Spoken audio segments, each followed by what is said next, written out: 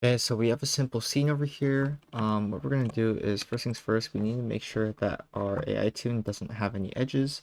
If it has edges, it doesn't work, so you need to turn these off for depth of field. Let's go and create a camera. So we can create a camera here, and then over here, we could just change over here to position our camera real quick. So something like this.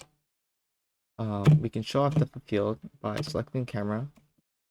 Over here, making sure you go to not depth of field here. This one won't work with Arnold. You need to go to the Arnold tab and you need to go and enable depth of field here like this. If we render and then increase the aperture size, you can see how there's depth of field.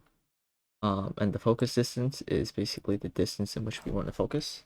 But it's really annoying to manually change this. What we're going to do instead is we're going to make a little rig for this. What we're going to do is we're going to go and create a um, a measure tool, a distance tool, and just click twice. It doesn't matter where you place it. But we're going to take this locator here, and then we're going to use this to constrain a parent constraint here. So we want to uncheck maintain offset and then apply. And then, whoops, other way around. We want to take this camera and then here is driver and then the driven. So you constrain, parent, make sure maintain offset is off. Add that. This will snap this over there. And then we want to go and open the node editor. So here, if we click Windows and go to the node editor, this will bring up this window here. What we want to do is we want to take this dimension and we want to middle click drag this into here. Then we want to go and middle click drag our camera into here. And what we want to do is we want to take this distance and connect it to this over here. So let go. This will pop up. You click other, and then you can connect this to the here I have it to be I have the attribute order be alphabetical, but you want to connect it to AI focus distance, which is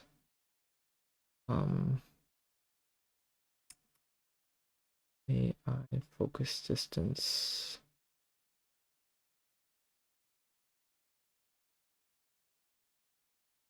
Right here, AI focus distance. There we go. And with that, if you render, you should see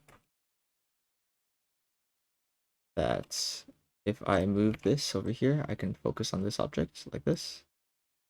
Or if I move it back there, now I can focus on that object. This isn't very useful though because it doesn't like follow our camera for like if I put the locator behind the camera, it's like, oh, it still kind of works-ish, right? And we don't want that. So what we could do is we can basically use this to constrain the camera to make the camera always aim at the locator. So what we could do is you take the driver and then the driven, and then you go to constrain, aim constraint. And what you want to do here is, if I reset these to default, make sure maintain offset is off. And then for the aim vector, you want to change to 0, 0, -1. -1 in the z-axis is the forward direction of the camera. So if we watch this here, if we add this, the camera's now looking at the locator. So if we move this, we created this aim constraint for the camera.